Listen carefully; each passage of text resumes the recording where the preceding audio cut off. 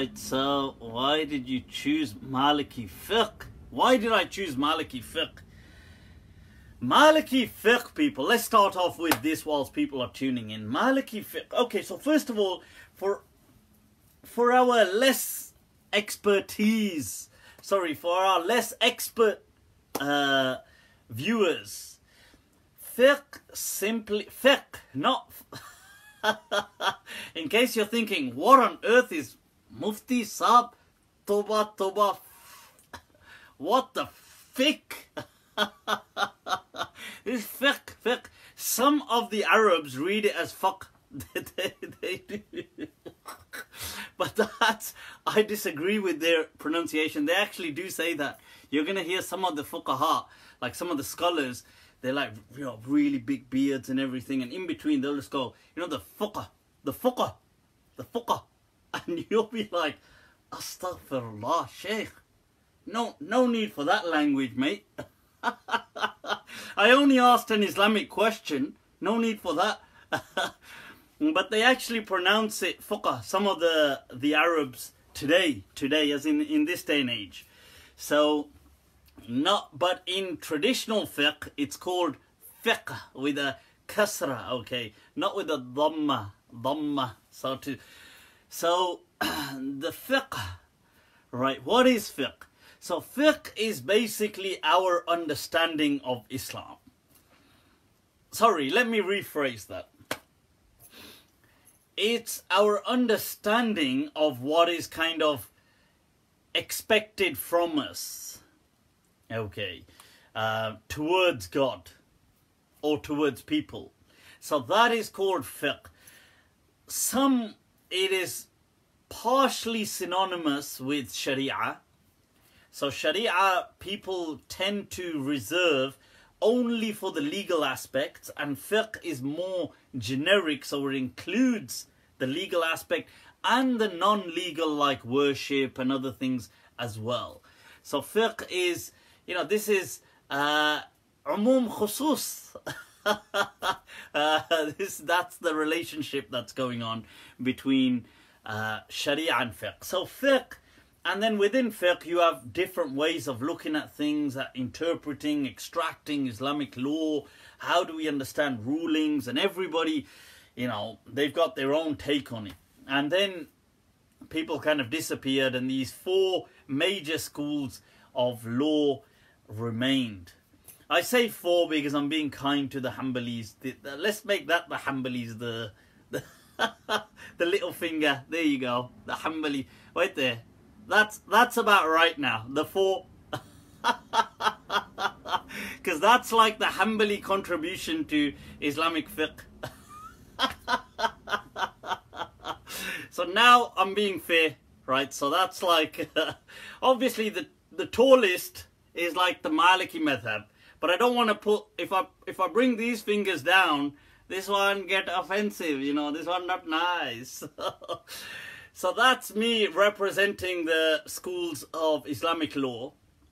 There's our little midget madhab. Midget madhab. The Hanbali madhab is like a midget madhab. So you've got these.